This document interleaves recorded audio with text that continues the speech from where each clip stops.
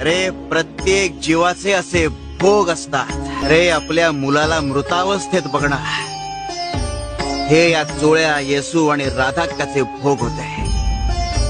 आजारपणाच्या यातना सहन करत राहणं हे या कृष्णप्पाचे भोग होते.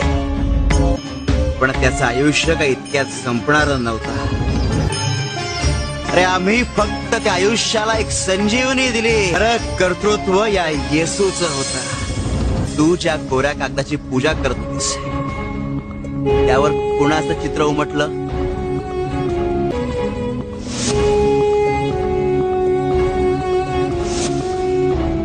जीवतीचं.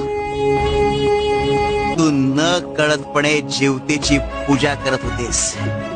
आणि जीवतीची पूजा हे लहान मुलांच्या दीर्घायुष्यासाठी असते. तुझ्या मुलाचे प्राण तूच वाचवलेस येसू.